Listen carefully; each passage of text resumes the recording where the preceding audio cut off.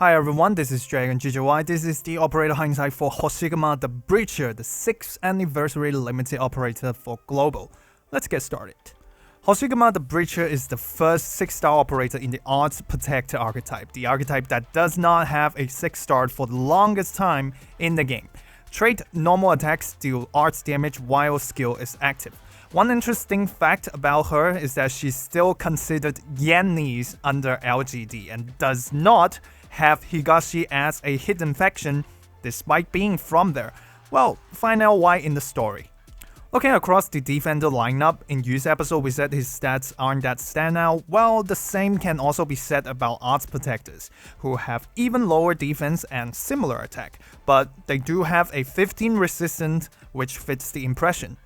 Overall, the stat line is around or slightly below class average. Looking at the low rarity members, they are clearly specialized towards dealing and tanking arts damage, and that is exactly the starting point of Hoshiguma's design.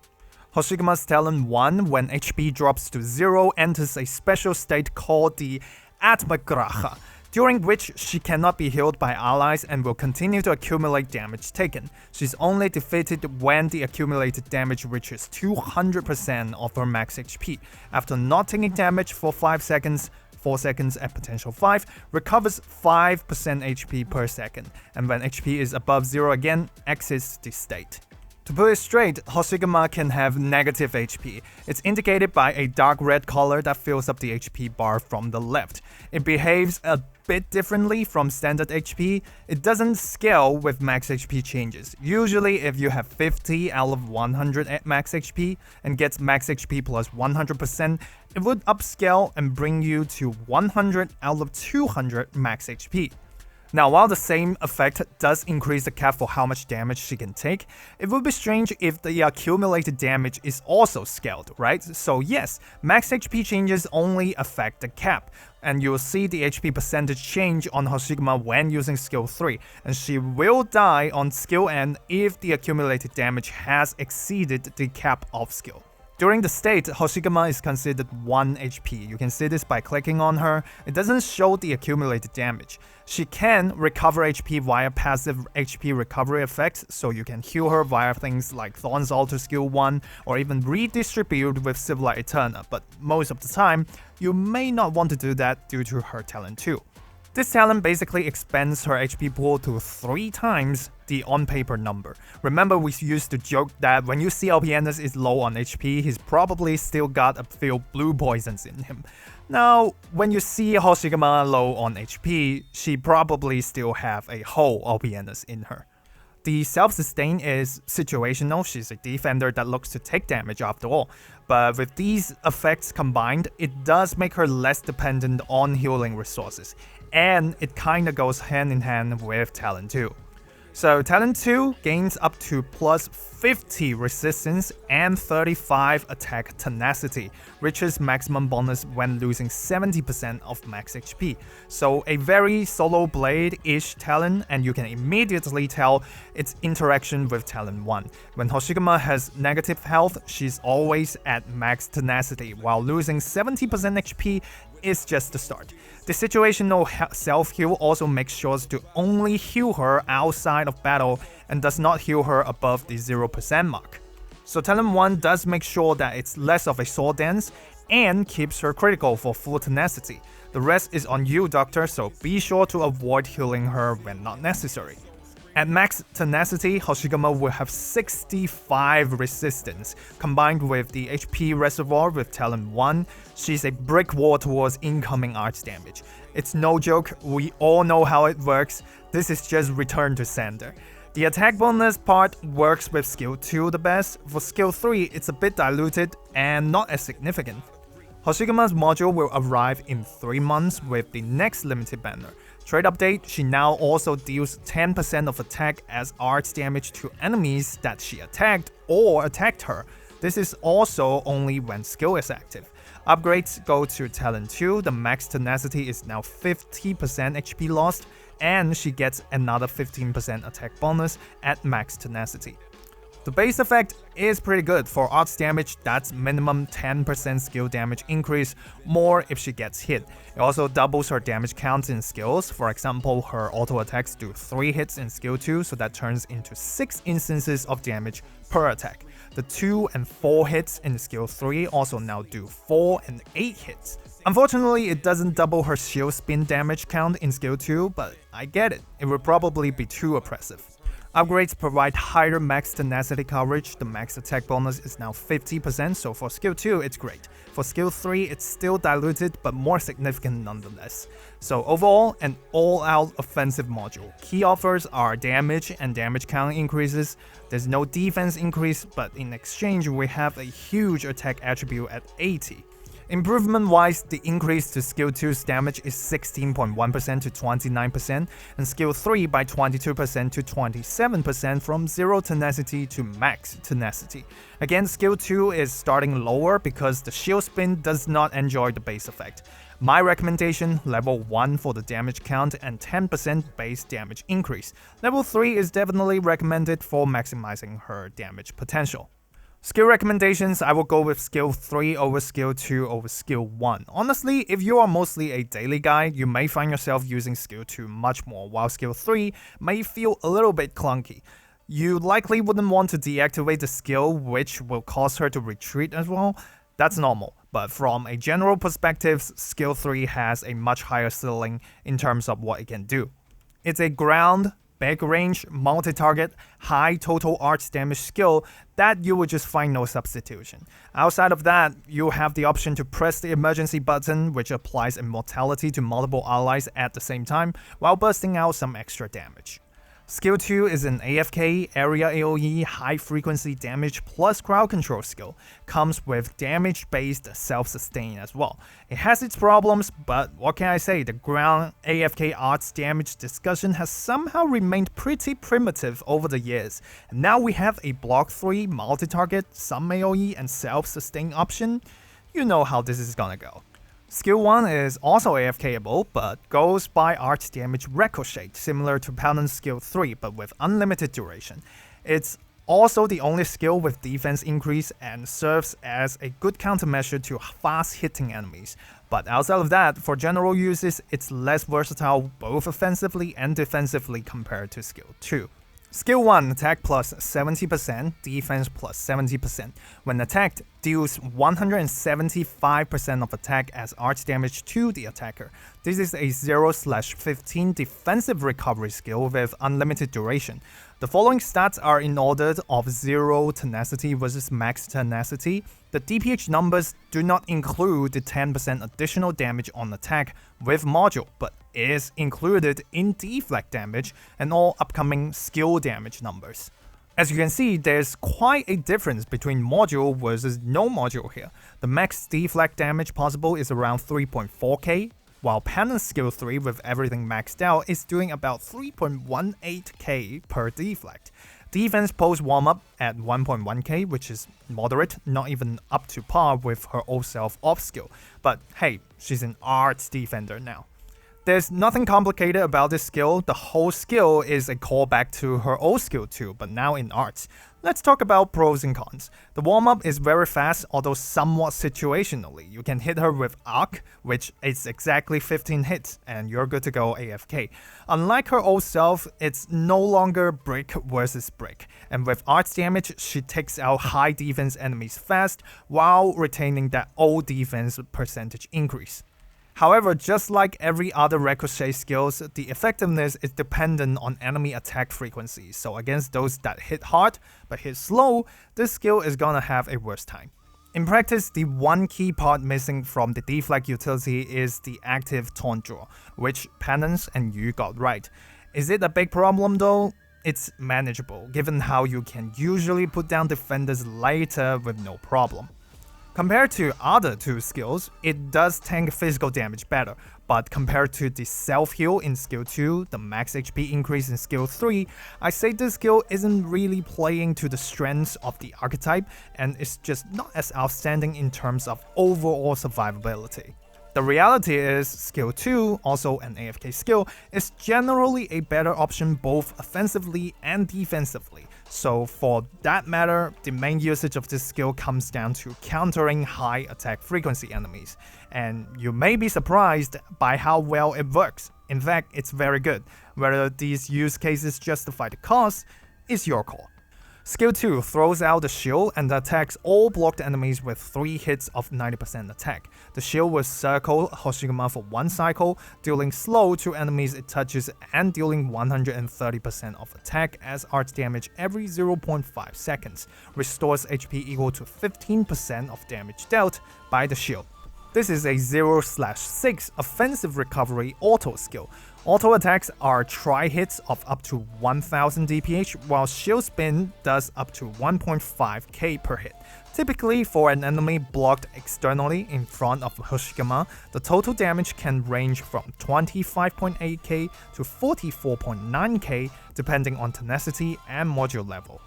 Now let's talk about the mechanics. The shield will start spinning at 1.2 tiles in front of itself, with the orbit having the same 1.2 radius. It spins counterclockwise at 90 degrees per second for 365 degrees. Shield travel speed is reduced to 20% when there is a target within a 1-tile radius collision hitbox. So if the shield finds no target, the skill lasts for about a bit more than 4 seconds. If it's grinding through targets all the way, then it can last up to 20.28 seconds. One of the standout features about this skill is the high attack count. An enemy blocked in front of Hoshiguma will typically take 15 hits from the shield spin.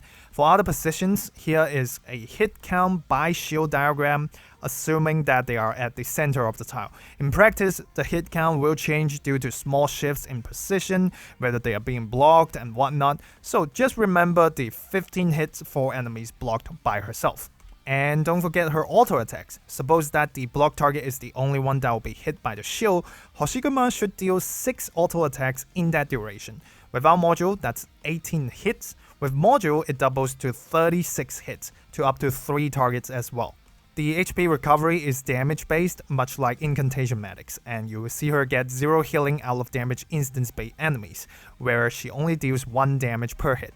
It does bypass the anti-healing during her negative HP state, and will heal up from that. So there are quite the shining spots for this skill.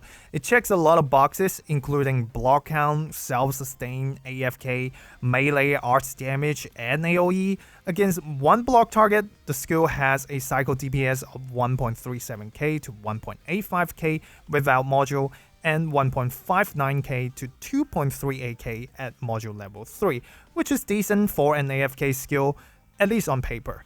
It requires no manual work, no extra sustain most of the time, and the damage-based healing is AoE. Shield spin deals damage to 10 enemies, then she gets 10 healing instances, and trash mobs serves as extra health packs. That is massive for lane holding. The shield spin also does AoE slow to keep enemies in range for a couple more hits, and is able to cleave through damage instance-based enemies.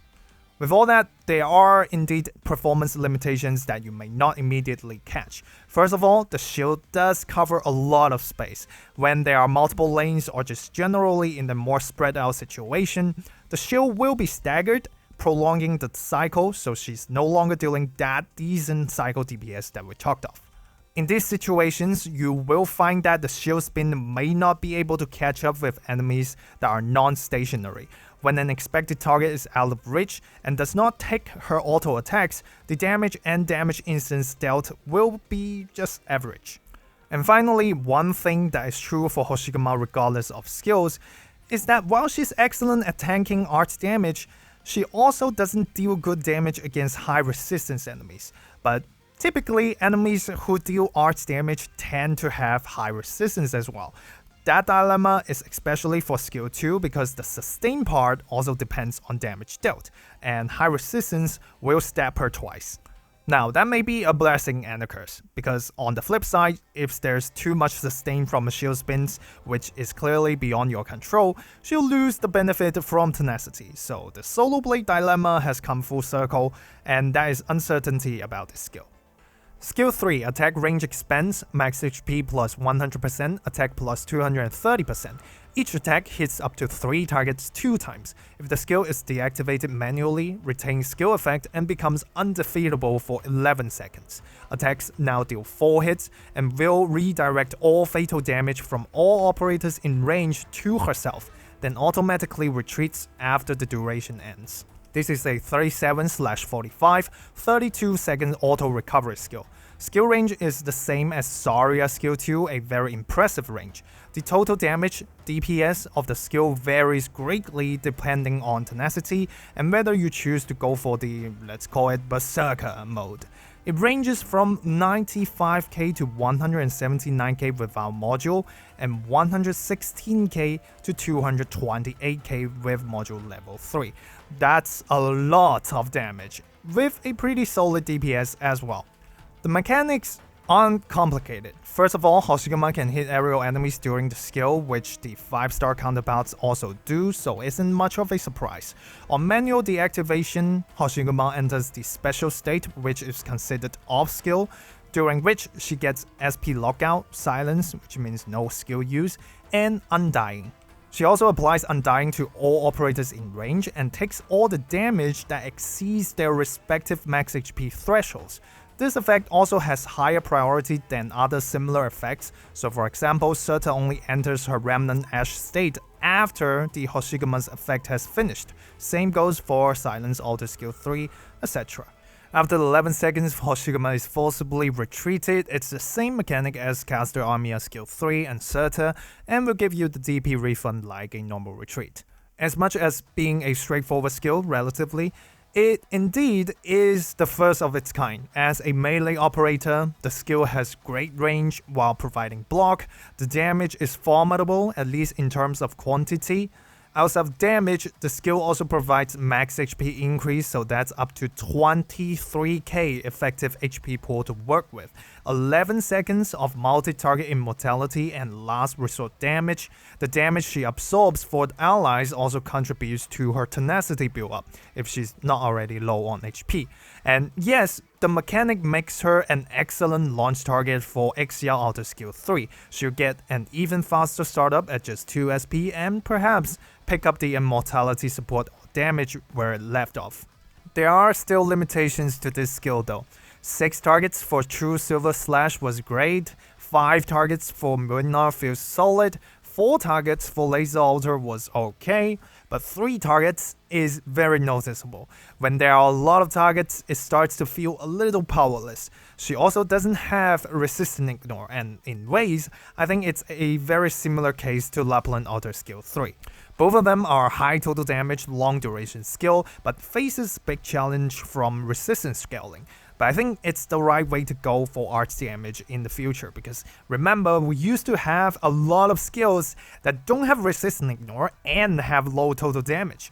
But not having that damage quality check will definitely give them a weaker edge when it comes to competing with true damage and Yi damage skills. And finally, maximizing damage equals using the manual deactivation and a forced retreat afterwards. So it's a dilemma between field presence and extra damage, without an option to end the skill but do not retreat. Not a major problem, of course, just need to have some of that Serta mentality with you.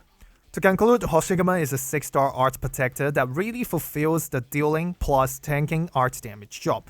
Her talent set makes her an art damage sponge with minimal reliance on sustain. Her skill 1 and skill 2 are both AFK friendly, and being able to deal high multi-target art damage in a big range as a melee unit is a first.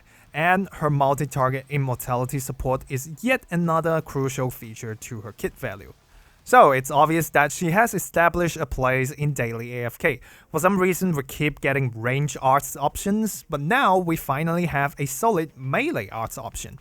And hooray, we finally have a new option that is not gummy in IS with Defender Vouchers. The new IS6 is exactly where she shines, countering damage instance-based enemies, have great survival, damage, and immortality, which helps to tackle bosses, and more importantly, the battles in Sui's Remnant consciousness.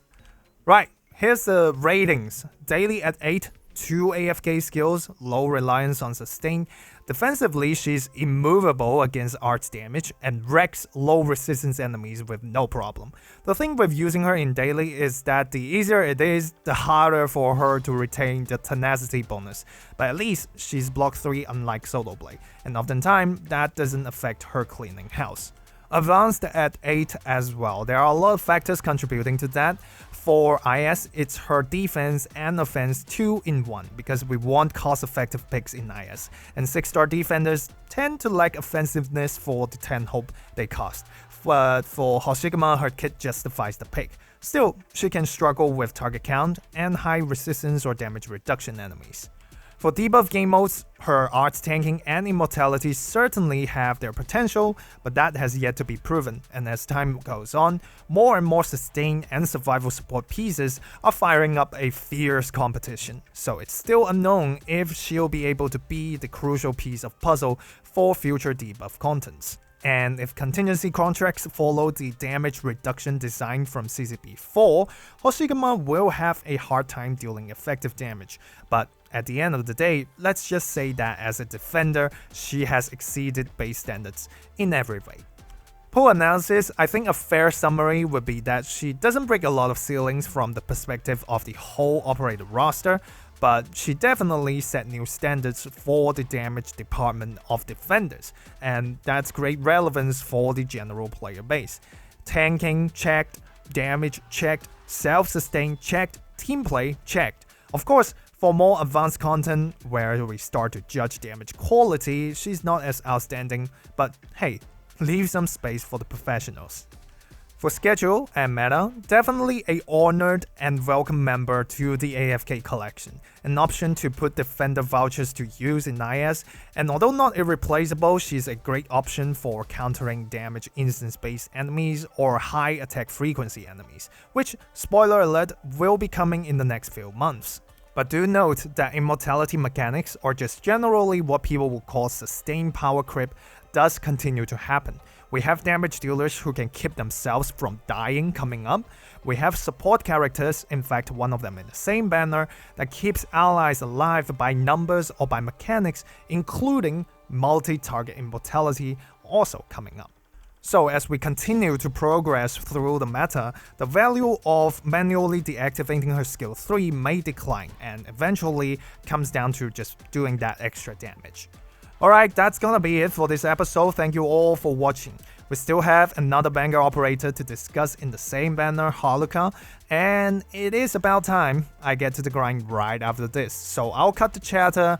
See you all in the next video. Bye bye.